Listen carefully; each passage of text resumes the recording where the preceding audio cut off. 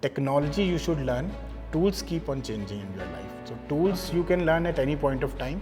You should be aware about the technology. मैं seriously बताऊँ तो यहाँ आने के बाद वो सब मेरे डाउट क्लियर हो गए और इतना अच्छा यहाँ का माहौल मिला, इतने लोग अच्छे. I really liked the people, the kind of gratitude they given it to me. It's really amazing for me. Road map बता सकते हैं कैसे मैं एक डाटा एनालिस्ट बन सकता हूँ?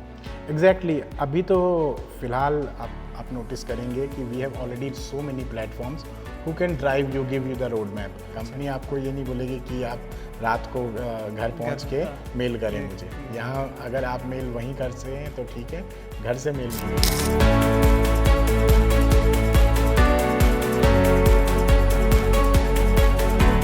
अस्सलामुअलैकुम, मिर्ज़ा ने में एक बार फिर आपकी खिदमत में हाजिर. तो यार आज की वीडियो सबसे ज़्यादा एक्साइटेड होने वाली है क्योंकि आज हम ज़्यादातर जिस टॉपिक पे बात करने वाले हैं वो as a data analyst. Obviously Pankaj भाई as a senior data analyst Saudi Arabia में काम कर रहे हैं और बहुत ही वेल स्टैब्लिश कंपनी है यहाँ पे सऊदी अरेबिया में. It's going to international obviously. Yes. So Pankaj भाई शुरू करें. सबसे पहले आप कहाँ से हैं? पंकज नाम से आइडिया हो गया होगा लोगों को, ठीक है. और अपना थोड़ा सा करियर पाथ बताएं, बैकग्राउंड थोड़ा सा बताएं, क्या सीन है, इंडिया में कैसे करियर स्टार्ट हुआ, ग्रेजुएशन कहाँ से की, ये थोड़ा सा बता दें अपने. सबसे पहले वालेकुम सलाम, नमस्कार, सत श्री अकाल मेरे इंडिया से और पाकिस्तान से और तमाम हर जगह से सारे दर्शक जी. तो आपको ये तो पता ही है मैं सऊदी अरेबिया में हूँ. आपको ये भी पता है कि मैं इंडिया से आपके साथ जुड़ा हूँ इस चैनल के साथ जुड़ा हूँ जी. बिल्कुल. तो सबसे बड़ी बात तो आपने बहुत मोटिवेट किया मुझे यहाँ पे आने का. बहुत शुक्रिया. और जब शुरू में मैं वहाँ था, ये सब प्रोसेस चल रहा था, तभी से मैंने नोटिस किया था कि एक ऐसे मुल्क में जाना जिसमें अब ग्रो हो रहा है, लिबरल भी हो रहा है जी. और एक नॉन मुस्लिम बंदे को वहाँ पे पहुँचना, तो थोड़ा सा एक डाउट था. लेकिन मैं सीरियसली बताऊं तो यहाँ आने के बाद वो सब मेरे डाउट क्लियर हो गए और इतना अच्छा यहाँ का माहौल मिला, इतने लोग अच्छे. I really like the people, the kind of gratitude they given it to me. It's really amazing for me. Okay, that's great. Means as a non Muslim किसी को अगर मुस्लिम कंट्री में रहना है जैसे सऊदी अरेबिया, क्योंकि हर एक non Muslim के माइंड में होता है कि यार मतलब कि Saudi Arabia is a Muslim country, so it's going to change, ठीक है. और ऑब्वियसली जहाँ पे आप काम कर रहे हैं वहाँ का इन्वायरमेंट भी टोटली आपके लिए कंफर्टेबल है कोई इस तरह. एब्सोल्युटली. सो स्टार्ट करते हैं आपके करियर से. ग्रेजुएशन कहाँ से किया आपने? ग्रेजुएशन मेरी दिल्ली से हुई. मेरी पूरी अपब्रिंगिंग नई दिल्ली से है, ठीक है. मैं born and brought up Delhi में रहा और अपनी दिल्ली यूनिवर्सिटी से मैंने बीएससी स्टैटिस्टिक्स किया, ठीक है. उसके बाद मैंने post graduate diploma and MBA both कर रखा है and post graduate diploma in Mumbai. From 2016 onwards मैं दिल्ली से मुंबई शिफ्ट हो गया था और अगले 6-7 साल मेरा मुंबई कर्म भूमि रही, तो वहीं पे मेरा सारा करियर आगे बढ़ा. I worked for different MNC companies as well, multinational MNC companies, Indian MNCs, captive units. So I worked for Reliance also for 4 years and Accenture, Cognizant, HCL. So I worked in multiple domains, multiple industries as a data analyst. And being in the field of data, I keep on evolving. और अभी भी I am just learning things, new things coming across to me. So it's really great. And now as you already in this field, आपको पता चल रहा होगा कि इस फील्ड में हम जिसमें हैं इसमें कोई एंड नहीं है. एग्जैक्टली. इसमें आप रोज कुछ सीखो, अगले दिन पता चलता है वो पुराना हो गया, आपको नया कुछ सीखना. बिल्कुल. वही कहते हैं कि आपका आने वाला वक्त पिछले वक्त से बेहतर होना चाहिए. एकदम से. सो बेसिकली टेक्नोलॉजी एक ऐसी चीज़ है जिसमें आपको खुद को अपडेट रखना है. एब्सोल्युटली. सो आपका एक्सपीरियंस कैसा रहा? एचसीएल में आपने काम किया, वहाँ रिलायंस में किया, वहाँ पे आपका एज अ डाटा एनालिस्ट वहाँ पे किस तरह का एक्सपीरियंस रहा? आपको ऑनेस्टली बताऊँ तो इनिशियल फेज में मेरा role being a data analyst or a data scientist at that time, it was not like a data analyst. It was more like a reporting stuff. क्योंकि पहले 2014 से पहले data analyst field is not all about working on data. It's all about just sending reports or working on Excel. In Excel you have to make reports and send it to your clients or your senior leadership. Later on from 2012 onwards things are changing. So Excel से move हुआ, MATLAB से move हुई चीज़, वो आई programming languages में। Okay.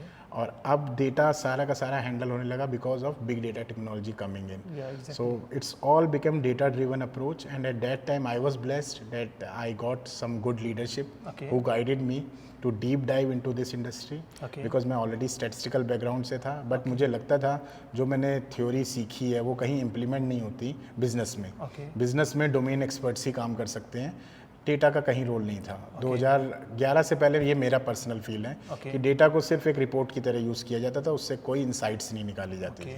लेकिन 2014 के बाद से ये चीज़ें बदलनी स्टार्ट हुई, and it's keep on growing, and till now I believe each and every industry, each and every domain, it's completely data driven. Okay. अब even leads also, I have seen it, they are just learning how to handle the data and getting insights from it to drive their business. Okay. So That's that is great. something is changing, and it's keep on evolving, and now it's AI. So with this AI in implementation, Okay. now it's a magic. Okay, that's great. So थोड़ा deep चलते हैं। जैसे आपका career start हो गया India में, ठीक है, एज अ डेटा एनालिस्ट। आपने कहा कि एक्सेल से काम स्टार्ट हुआ, आहिस्ता आहिस्ता बिग डाटा की तरफ गए, ठीक है, आपने अपने आप को ग्रो करते गए, ठीक है, आपने नई चीज़ें की, आपने सर्टिफिकेशन किस चीज़ में की। क्या आप एक रोड मैप बता सकते हैं कैसे मैं एक डाटा एनालिस्ट बन सकता हूँ? Exactly. अभी तो फिलहाल आप नोटिस करेंगे कि we have already so many platforms who can drive you, give you the roadmap.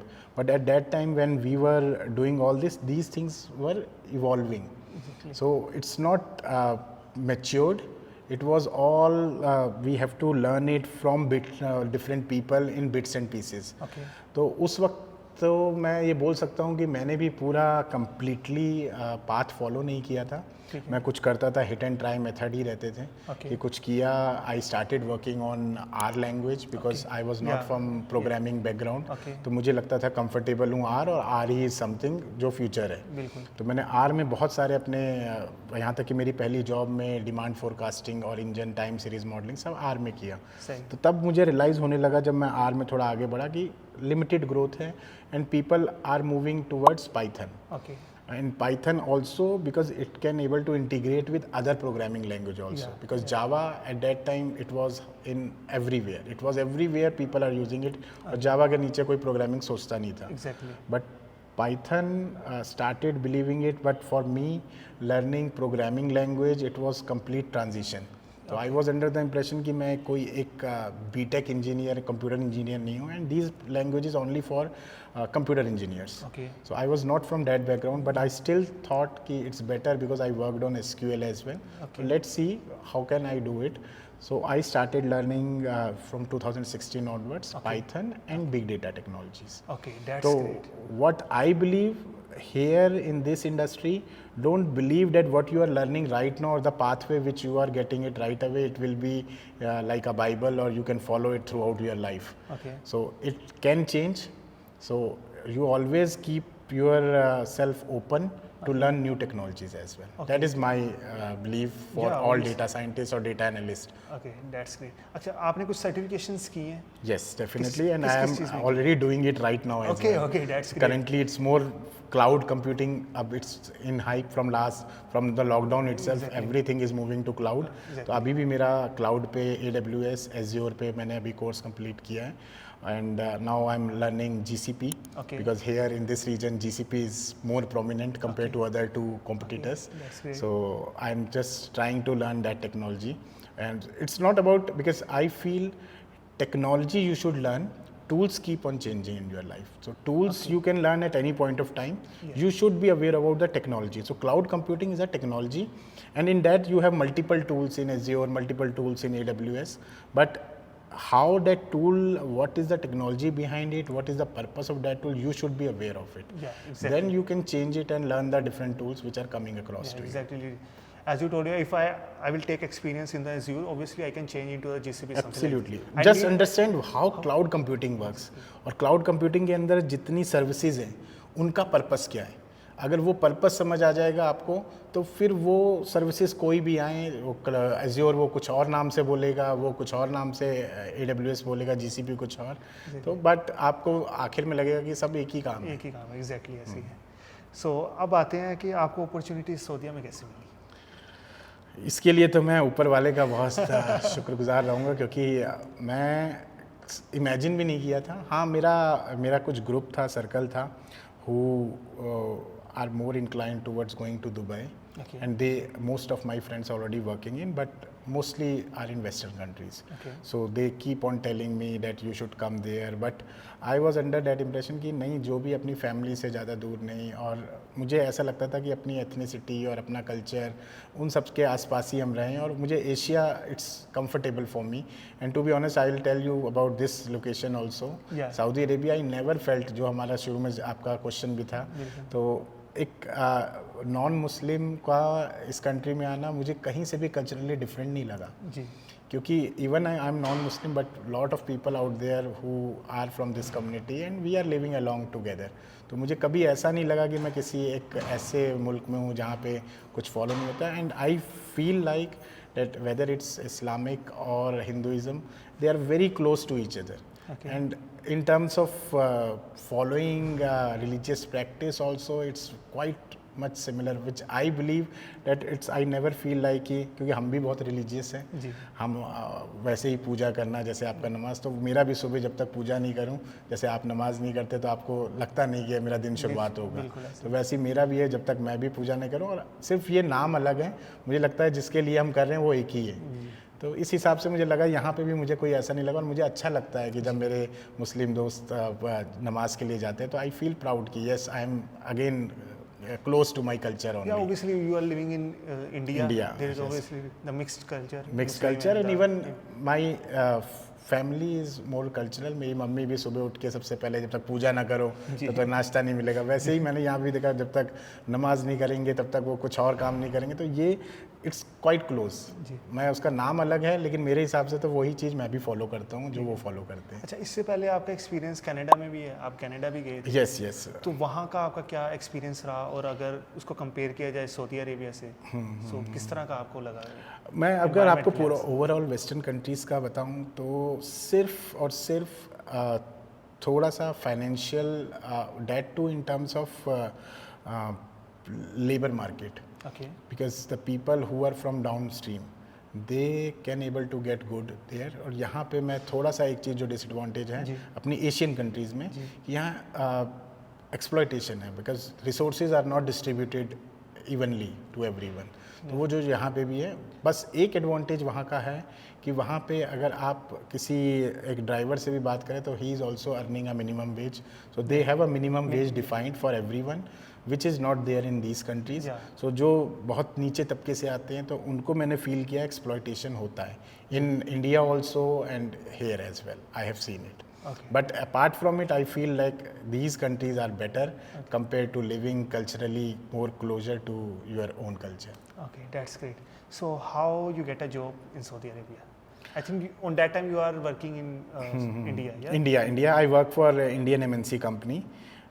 So हुआ क्या कि मैं ऑलरेडी, मेरे आपको बताया जैसे वेस्टर्न कंट्रीज़ में ऑलरेडी काफ़ी दोस्त थे, तो I was very enthusiastic to go there and settle down there to get some permanent residency. Even मेरे रिलेशन में भी बहुत सारे हैं, जो कोई ऑस्ट्रेलिया में है, कोई है, तो वो एक फैसिनेटिंग सा होता है। But I never from inside I never wanted to go there. लेकिन एक होता है ना, सोसाइटी आपको बिल्ड कर देती है कि बाहर ही जाओगे तो आप बड़े हो, नहीं तो आप अपना इंडिया में चाहे आप जितना मर्जी अच्छा कर रहे हो, लेकिन सोसाइटी विल थिंक कि नहीं, जो बाहर गए हैं वही अच्छे हैं। जो कि मैं बोलना चाहूँगा अपने इंडिया से भी, पाकिस्तान से भी, कि अपने देश से अच्छा कुछ नहीं है। अगर आपको अच्छी अपॉर्चुनिटी मिलती है and if you are earning well then you can stay there. But yes, हाँ, अगर कुछ ग्रोथ के लिए आपको मिलता है तो आप आएँ, क्योंकि मुझे यहाँ पे लिंक्डइन से ज़्यादा रेफरेंसेस मिली। तो I keep on posting jobs in Naukri Gulf. At that time my agenda was to move to Dubai. तो I was not in that impression की सऊदी अरेबिया। लेकिन हाँ, आपको एक चीज़ जो मैं अभी सोच रहा हूँ, ये बताना ठीक होगा कि नहीं, आप देखिएगा, क्योंकि मेरा यहाँ पे ऑलरेडी मेरी एक ड्रीम कंपनी थी, because I worked for Reliance. तो मेरी एक ड्रीम कंपनी थी अरामको जी। तो, अच्छा, आपकी dream company? It's a big company. It's big company, और ये बिग इसलिए भी थी क्योंकि 2020 में अरामको और रिलायंस का कोलैबोरेशन हुआ था, और वो ब्रेक भी हो गया था 2 साल बाद। अच्छा। तो हमारे 30% शेयर उन्होंने ले लिए थे, and in Reliance Navi Mumbai almost हमें लगा था कि Aramco is going to be our partner and we will work in with Aramco. तो वो वाला एक जो इम्प्रेशन था हमारे माइंड में आ गया। उसके बाद फिर जब वो ब्रेक हुआ आपस में, वो I will not go deep dive in it, but मुझे रियलाइज़ हुआ कि Aramco it's more oil company and its business is very resembling to Reliance Industries also. तो मैंने यही सोचा कि लेट्स ट्राई। तो अरामको में मेरा interview almost first round crack हो गया है। हो गया था, अभी तक मुझे पता नहीं चला कि मेरा क्या हुआ, लेकिन हाँ उस टाइम तक मेरा ये था कि अरामको ही is the right company to work for a long run. So इंशाल्लाह here in Riyadh you will go to the next company is Aramco. Let's see okay, so recruitment agency ने आपको approach किया था LinkedIn से। Okay, then क्या process था, documentation क्या थी, कितनी जल्दी आप वहाँ से यहाँ पे मूव हो गए, यानी कि कंपनी ने आपको किस तरह से फैसिलिटेट किया, ये सारी चीज़ें? कंपनी यहाँ पे मुझे काफ़ी अच्छा कंपनी की तरफ से सपोर्ट मिला जी। मेरे काफ़ी लिंक्स भी यहाँ पे बने। आने से पहले भी मैंने YouTube, ऑब्वियसली सोशल मीडिया है ही है, इसके थ्रू मुझे काफ़ी लिंक मिले, मैंने काफ़ी रिसर्च करी और उसमें मुझे रियलाइज़ किया कि it's now one of the big IT hub, going to be an IT hub. मैंने विजन 2030 देखा, उसके साथ अपने आप को रिलेट करने का कोशिश किया, तो मैंने लगा कि yes I can give them a big threshold and I can be a very critical man power for them as well, important resource for them. So I thought कि yes we are already working in India, but अभी वहाँ पे क्या है कि every third person you will find as a data scientist and even transition का भी आप देखेंगे तो all from chemical engineering, from electrical engineering, civil engineers, वो भी सब डेटा साइंटिस्ट बन रहे हैं। तो वो जो कंपटीशन है इस वक्त इंडिया में, वो आई feel like that the real data scientist who spent around 8 to 10 years there, they are not getting treated as prominent as these, because they are you can understand कि हमारे देशों में मैन पावर ज़्यादा है, तो इसीलिए एक्सप्लॉयटेशन भी, because if you are getting somebody in a cheap rate then you can buy that product instead of a old resource who dedicated his life in data science only. So I felt that kind of feeling that those newcomers are coming in and taking the position and getting those things, which was, I'm not saying it's a bad, yes, it's a challenging field, but I feel like that let's move to a country where things are actually growing and they need support. And here I have seen, because the company I'm working for, here cloud computing, everything, they are developing it from the scratch and I am being an important resource currently. And also मैं यहाँ पे almost अभी 1.5 महीने से हूँ, तो मैंने ये सब स्क्रैच से बिल्ड करना स्टार्ट किया, तो I feel very blessed also कि मुझे ये सब खुद से जैसे अपने बेबी की तरह एक छोटे से बड़ा बनाना है। एग्जैक्टली, तो वो मुझे बहुत अच्छा लग रहा है। Means that you are creating, obviously working on the cloud side and then you are creating the warehouse, absolutely, and then you are a complete data pipeline structure with advanced AI engine. Okay, that's great. And obviously you also have the experience in generative AI. Absolutely. And that's great. My last company में generative AI, क्योंकि अभी जैसे आपको बताया कि हर जगह इस वक्त सिर्फ AI चल रहा है, तो कोई भी कंपनी हो उन्हें एक प्रोडक्ट अपना AI में चाहिए, जेन AI में। तो वो मैं हर कंपनी में, यहाँ पे भी मैंने एक छोटा सा बना हुआ है। अच्छा। वो अभी इम्प्लीमेंट होना बाकी है, but yes definitely we are working on. You are obviously जो आप एक्सपीरियंस है वो उसमें अपनी कंपनी, जिस कंपनी में आप काम कर रहे हैं उसमें ऐड ऑन कर रहे हैं। ऑब्वियसली वो एक प्लस पॉइंट है, ऑब्वियसली प्रॉफिटेबिलिटी भी इंक्रीज होगी, इंशाल्लाह सैलरी भी इंक्रीज होगी। डेफिनेटली सो अब तक बात करते हैं, मतलब कि कंपनी ने आपको कितना फैसिलिटेट किया है? कंपनी ने HR, जैसे आपको बताया, उन्होंने पूरा गाइड किया इस प्रोसेस में। इवन उन्होंने एक एजेंसी भी मुझे प्रोवाइड करवाई वहाँ पे इंडिया में, who can help on their behalf. तो लोकल जितना भी था वो सारी फैसिलिटी मुझे वहाँ पे मिली, बट अगेन मैं कहूँगा इसमें हिकअप्स भी आए काफ़ी, क्योंकि अपना इंडिया का जो सेटअप है उसमें आखिर में जाके वही चीज़ लाइन में लगना, ये सब होना, तो वो थोड़ा सा हिकअप्स थे, which I will disclose it later on with you, कि थोड़ा सा हिकअप्स आए थे, स्पेशली गाम का टेस्ट, बिकॉज गाम का टेस्ट हमारे इंडिया में, पाकिस्तान में सब जानते होंगे, ऐसा क्रिटिकल टेस्ट दिखाते हैं जो कि है नहीं कुछ, लेकिन उसमें ऐसा शो करते हैं कि अगर आप रिजेक्ट हुए तो ये होगा, और कुछ मैंने ऐसा नोटिस किया कि हैं ऐसे clinic diagnostic centre, they are doing this also. You don't have anything but they will show you that you have something and you we can reject That you. means they are trying to rejecting you. They are and you have pushing you to Okay, reject. okay. They have monopoly also. They are not under any government, so that kind of feel I got it. I have seen lot of my colleagues also, and also the people who were sitting there for GAMCA clearance, so they were rejected. And later on when they went outside for the same report, it was all negative, but still they were rejecting it without any answer. So that was really, which I think that our government should take care of it, and even this Gulf Council also should take care of it. ये developed countries में, developing countries में ये काफ़ी कुछ चल रहा है जिसके ऊपर वो they want extra money, और वो दोगे तो आपका सब क्लियर करेंगे. तो ये चीज़ जो मुझे अभी हाईलाइट करना चाहता हूँ आपके चैनल से कि ये हमारे कंट्रीज़ में कुछ ज़्यादा हो रहा है, और इसमें जो हम तो we all are literate enough and we can tell them that we can go to at any level to just do, and I have shown हम them different other reports also, so they got convinced and I got my clearance certificate everything. But for people who came from that lower sub class and background, तो मुझे लगता है वो बहुत exploit होते हैं, वो बेचारे बड़े हताश होके गए. एग्जैक्टली ऐसे ही है. मेरे एक फ्रेंड के साथ ऐसे ही हुआ, सेम जो आपने बताया, सेम पाकिस्तान में यही सीन है. They are trying to get more money by rejecting and without any reason. I don't know what they are going, something like आपके जिगर में गर्मी है, ठीक है, समथिंग लाइक कोई ऐसे रीज़न जो आप कभी सोच ही नहीं सकते. एक 19 साल का या 21 साल का एक लड़का जिसने कभी आज तक ना कभी कोई एक गुटखा खाया हो ना सिगरेट पी, उसको बोल रहे हैं कि आपका चेस्ट में आपके वाइट दाग आया है, और वो कुछ नहीं, उसका अगर वो गर्म पानी पी के अगर वो खराश भी हो तो उसको एक दाग बता के रिजेक्ट कर रहे थे. तो मैंने उसको रोते हुए देखा, तो वो चीज़ मेरे लिए थोड़ा डिसहार्टनिंग थी, और जो कि मुझे रियलाइज़ हुआ कि ये नहीं होना चाहिए. इसके ऊपर एक कोई गवर्निंग बॉडी होनी चाहिए हु शुड चेक, क्योंकि गामका काउंसिल है but they have office there in Gulf region only, but nobody is controlling in these parts. So I think that they should work. वही एक हिकअप था, बाकी तो every process was very smooth, और HR ने पूरा support किया, even that agency also supported a lot, और उसके बाद फिर मेरा सारा स्टेप बाय स्टेप हुआ. That's great. When you come here, सो यहाँ पे आके किस तरह का आपको इन्वायरमेंट लगा? देन ऑब्वियसली होटल प्रोवाइड किया होगा हाँ, कंपनी ने 1 महीने का पूरा 30 डेज़ का अकोमोडेशन था कंपनी की तरफ से, और कंपनी ने इवन ये भी मुझे एक सपोर्ट किया था कि if you won't get a good accommodation, they are giving me references also, then we can extend that as well. So it was for more than 1 month, they booked it for more than 1 month, but just given me that opportunity that if it can extend then you can easily stay there.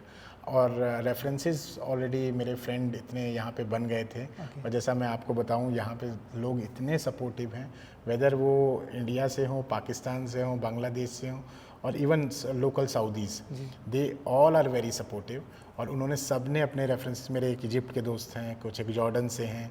About ethnicity I want to discuss here, I am working along with different ethnicity, so it's not only I am working with Saudis and Indians और Pakistanis, so I am working with Lebanese, even western countries से भी, Canada से भी कुछ हैं हमारे company में, और काफ़ी एथनिसिटी अफ्रीका से भी हैं.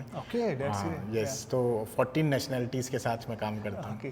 तो it's good, I feel blessed कि yes I am getting to know about all rest of the world. Yeah obviously you are getting more exposure. Absolutely exposure, and even this is my passion also to understand each and every culture, and that too because India Pakistan तो एक ही culture है, मैंने तो अलग मानता ही नहीं, लेकिन हाँ मैं उनका मानता हूँ कि जो दूसरी एथनिसिटीज़ हैं, जैसे मैंने इजिप्ट का देखा, अफ्रीका के से हैं, घाना से हैं, तो उन सब से जब बात करता हूँ तो उनके बारे में जब उनका कल्चर सब समझता हूँ तो it's I feel really great. Okay, आपको इकामा जो कि एक आईडी होती है आपकी, वो कितने दिनों तक आपको मिल गई थी, और how is the process? It's good.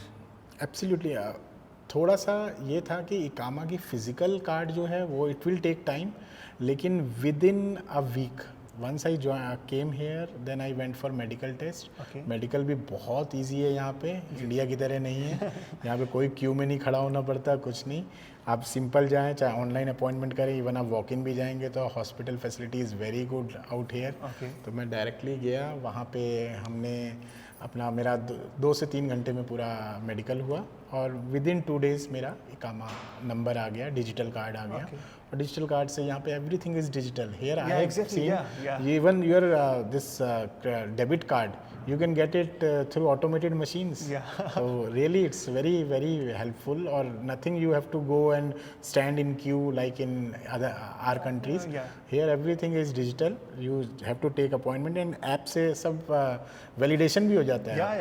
आपको digitally आप verify हो जाते हो और आपका नफद आपने सुना ही होगा वो ऐप, तो जिसके थ्रू आपका सब कुछ अलाइंड हो जाता है और आपको कभी कहीं फिजिकली ह्यूमन टच की भी ज़रूरत नहीं पड़ती। बिल्कुल ऐसी ही है। अच्छा, अब कंपनी की तरफ आते हैं आपकी, जिस कंपनी में आप काम कर रहे हैं वहाँ का इन्वायरमेंट एंड देन आपकी वर्किंग, और उसको अगर कंपेयर किया जाए इंडिया से, ऑब्वियसली आपने मल्टीनेशनल कंपनीज में वहाँ पे भी काम किया है, रिलायंस, एचसीएल में, यहाँ पे भी आप काम कर रहे हैं, तो क्या फ़र्क आपको नज़र आया है? मैं इतना ही बोलूँगा कि यहाँ पे प्रोफेशनलिज्म, मैं ये नहीं बोलूँगा ज़्यादा या कम है, बट यहाँ पे हर एक चीज़ टू द पॉइंट है। In our back in India, even if I work for MNCs, I worked in Accenture, it's a multinational company, लेकिन adaptability वही Indian system की तरह है, where the boss is the boss and he will give access. So there I felt like that here everything is like if I am the expert of that industry, so I am the boss of that industry. It's not that I have to go and get permission from some other department. But there the hierarchy and seniority level will be followed. So here they are not talking about hierarchy. हमारी अभी current company में even I can walk into the CEO room and say that I need this, and I already sent email for approval. So they said that yes, you know better than us, you can go and get that approval. That's great. अब जैसे हम बात कर सकते हैं pressure पे बात करते हैं। जैसे मैं अगर पाकिस्तानी कंपनी में काम करता था, a lot of pressure, you have to work on multiple things. Absolutely. ठीक है, तो यहाँ पे क्या सीन है? एक स्टैंडर्ड के साथ चीज़ें चलती हैं, Exactly. है, क्या सीन है? कोई रिलैक्सेशन आपको फील हुई हो? इसका मैं एक ही चीज़ बोलूँगा, कंपटीशन। वहाँ पे आप पता है सबको कि आप छोड़ो 10 ऑलरेडी कतार में exactly. तो इंडिया का और अपने पाकिस्तान का यही है कि अभी जैसे आपको मैंने अभी बोला इसी में ही कि डेटा साइंटिस्ट हज़ारों और बैठे हैं, चाहे वो अभी कोर्सेरा से 3 महीने का कोर्स करके आए हों, लेकिन वो डेटा साइंटिस्ट हैं and they can able to replace you also because they can work for 12 hours 15 hours also. So that's why I feel like that वहाँ पर इसी की वजह से थोड़ा सा प्रेशर ज़्यादा बिल्ड हो जाता है, अनसर्टेनिटी ज़्यादा होती है जॉब की, इसीलिए वो प्रेशर आता है। और आप चाहे एक्सपीरियंस रिसोर्स भी हों तो आपको ये लगता है कि there are so many people behind you who want to pull you out. तो दैट्स वाई आई फील कि यहाँ पे उस चीज़ का थोड़ा सा लीनियंसी है। If you are working for 8 hours you are working for 8 hours only. But yes, if you want to work more or learn more, then you can come home and do all those research. लेकिन company आपको नहीं बोलेगी, company आपको ये नहीं बोलेगी कि आप रात को घर पहुंच के मेल करें मुझे। यहाँ अगर आप मेल वहीं कर सकते हैं तो ठीक है, घर से मेल नहीं करना। लेकिन अपने बैक इन इंडिया आपको चाहे रात के 11 बजे भी हो तो अगर मैसेज आ गया तो आपको काम करना है। एग्जैक्टली ऐसी है। अच्छा, अकोमोडेशन आपको मिलने में कितना मुश्किल रहा? अकोमोडेशन का शुरू में थोड़ा सा मुझे था क्योंकि एक्सपेंसिव हो रहा है। जैसा आपको पता है कि रियाद में भी अभी इस वक्त ऐसा है कि काफ़ी चीज़ें मूव हो रही हैं, people from different other part of the world are coming. मैंने देखा है यूरोप से भी काफ़ी लोग यहाँ पे आ रहे हैं और अपना एशियन कंट्री से तो हैं ही हैं, लेकिन अभी मैंने बहुत नोटिस किया कि इवन वेस्टर्न कंट्रीज से भी लोग यहाँ पे बहुत मूव कर रहे हैं। इवन हमारी कंपनी में अभी कनाडा से एंड एक जर्मनी से आने का है, नेक्स्ट मंथ मोस्ट प्रोबेबली आ जाएंगे। तो मुझे थोड़ा सा एक्सपेंसिव साइड पे लगा था, लेकिन हाँ एज आई सेड कि थोड़ा सा मुझे यहाँ सपोर्ट मिला कंपनी के, मतलब HR का भी और कलीग्स भी, तो दे हैव फ्यू लिंक्स। तो लेकिन ये आपने जो घर देखा अभी, ऑब्वियसली वो वीडियो अपलोड हो जाएगी पूरे अपार्टमेंट की। It's something like a great villa. नहीं सीरियसली आई एम ब्लेस्ड कि मुझे सब चीज़ स्टेप बाय स्टेप अच्छी ही होती रही। मुझे कहीं कोई सिर्फ इंडिया में वही एक हिकअप हुआ था जहाँ मुझे लगा था कि ये क्यों मुझे रिजेक्ट अनफिट ये सब का, जबकि भगवान के या हालांकि मुझे कोई अभी कोई मैं और बैक इन इंडिया ऑल्सो मुझे जुकाम नज़ला भी ऊपर वाले की कृपा है कभी नहीं होता। हाँ वैसे तबीयत ऐसा नहीं कि ख़राब नहीं होती, लेकिन मेजॉरिटी टाइम मेरी इम्यूनिटी उतना सपोर्ट करती है कि मैं विदाउट मेडिसिन ठीक हो जाता हूँ। लेकिन वो थोड़ा सा लगा था, लेकिन हाँ यहाँ पे मुझे आने के बाद सब चीज़ें अपने आप getting better and better. Okay that's great. So salary expectation क्या रखी जा सकती है? जैसे एक डाटा एनालिस्ट है, उसकी 5 साल का एक्सपीरियंस है या 3 साल का एक्सपीरियंस है, तो वो क्या सैलरी एक्सपेक्ट कर सकता है यहाँ पे एक इंडियन? मैं आपको अपनी एशियन कम्युनिटी का, अपनी साउथ एशियन कम्युनिटी के हिसाब से बोलता हूँ, क्योंकि अपनी कम्युनिटी वहाँ से काफ़ी कुछ हम स्ट्रेस लेके आते हैं और बहुत कुछ सीख के आते हैं। मैं आपको वैसे पर्सनली बोलूँ, मैंने यहाँ काम करके रियलाइज़ भी किया है, जितना हार्ड वर्किंग हम हैं उतना यहाँ पे नहीं मिलेंगे। तो मैं आपको ये सबको बोलना चाहूँगा कि आप कभी भी अपने आप को पहले अंडरमाइन ना करें, कि ये ना सोचें कि आप यहाँ पे आएंगे तो प्रेशर होगा। तो हम ऑलरेडी वो सब काम कर चुके हैं अपने बैक इन आवर कंट्रीज़। तो हाँ ये मैं कह सकता हूँ कि अगर आप 5 साल का एक्सपीरियंस, अब डेटा एनालिस्ट, क्योंकि ये फील्ड ऐसी है कि आप डेटा एनालिस्ट में प्योरली डेटा एनालिस्ट थे कि आपने उससे पहले कुछ और काम किया है, क्योंकि ट्रांजिशन इस वक्त बहुत हो रहा है। बिल्कुल। सब कई बोलते हैं 10 साल का एक्सपीरियंस है, लेकिन उसमें से सिर्फ 2 साल ही वो डेटा एनालिस्ट है, बाकी 8 साल वो डेवलपमेंट कर रहा है या कुछ और कर रहा है। यही मैं आपको वही हम बोल देते हैं कि ये मैं 10 साल का एक्सपीरियंस लेकर, लेकिन वो 10 में डेटा एनालिस्ट कितने थे या प्योरली डेटा ड्रिवन काम कितना किया, और वो NAAC of handling the data, understanding the data, insights निकालना, तो वो चीज़ आपका वो इनबिल्ट कितना है। तो मैं कुछ यही बोलूँगा कि चाहे आप 2 साल का एक्सपीरियंस भी है, अगर आपने पूरा डेटा ड्रिवन अप्रोच है, आपकी टूल्स पे काम करना आता है, मेनली टेक्नोलॉजी समझते हैं, tools again I am saying कि tools you can learn any point of time, technology आप समझते हैं तो 2 साल का एक्सपीरियंस में मुझे 5 साल के कई मैंने एक्सपीरियंस खुद हायर भी किए हैं काफ़ी लोग, तो मुझे 5 साल 8 साल वाले उतने अच्छे नहीं लगे जितना वो 2 साल का एक्सपीरियंस का लगा। तो मैं तो यही बोलूँगा कि एक्सपीरियंस आप डेटा ड्रिवन अप्रोच अपनी रखिए, जितने प्रोजेक्ट्स हों उतने कीजिए, तो आप 2 साल के एक्सपीरियंस में भी वही पैकेज ले सकते हैं अगर आपका इंटरव्यूअर मेरे जैसा हुआ। सही बात है। फिर भी एक पैकेज 2 साल का एक्सपीरियंस जिसका फुल फ्लेज एक्सपीरियंस ही एज अ डाटा एनालिस्ट है, सो आपको क्या लगता है कोई इंडिया के पैकेज के हिसाब से बता दें per annum?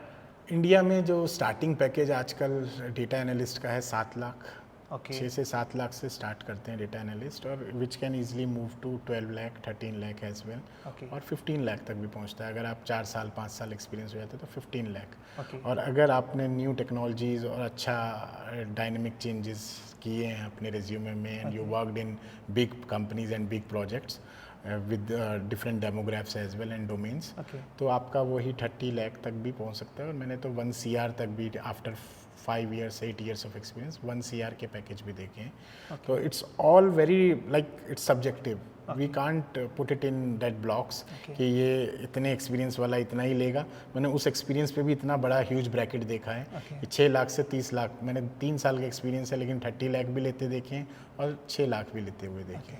It's all about your experience and expertise, right. So let's talk about the tax कितने हैं यहाँ पे सऊदीया? सब जो आपको सब शुभ मंगल, सब शुभ मंगल इसीलिए है क्योंकि यहाँ पे जितने आप ये देख रहे हैं, आप हम बैठे हैं और जितना अभी मेरे कई यूरोप के भी फ्रेंड आ रहे हैं, सबका एक ही है, ये हेवन है for those who are paying hefty tax in their back in their countries.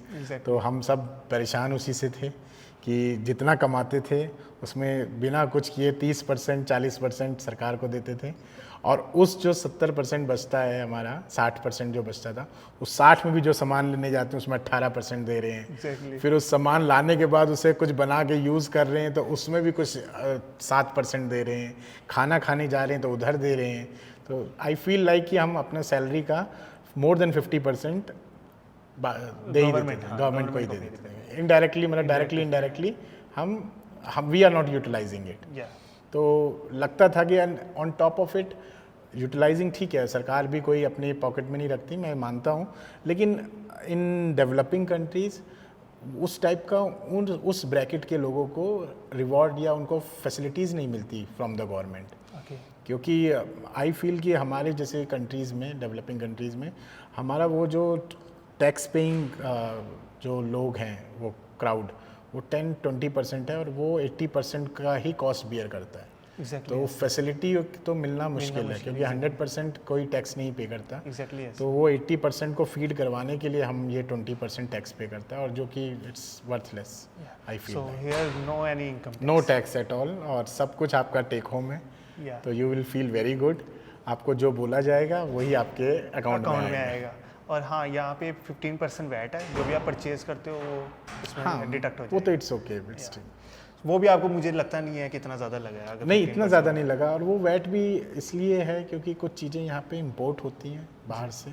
तो मुझे लगा कि अगर if you want world class things to enjoy, if you want that thing, because I have seen कि local चीज़ें हैं लेकिन but once you get things from European side, like I have seen lot of things, I purchase it here only from different other part of the world. तो मुझे लगा कि उसमें अगर टैक्स इतना जा रहा है 18% तो ठीक है। वो तो ड्यूटी हमारे ऑलरेडी इंडिया में भी ड्यूटी भी देते थे और प्लस आने के बाद जो इंडिया का टैक्स है वो भी देते थे।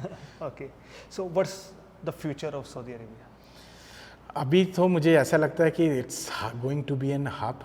ओके, इट्स अभी यहाँ पे जिस हिसाब से डेवलपमेंट चल रही है, मैंने अभी नोटिस किया पर्सनली।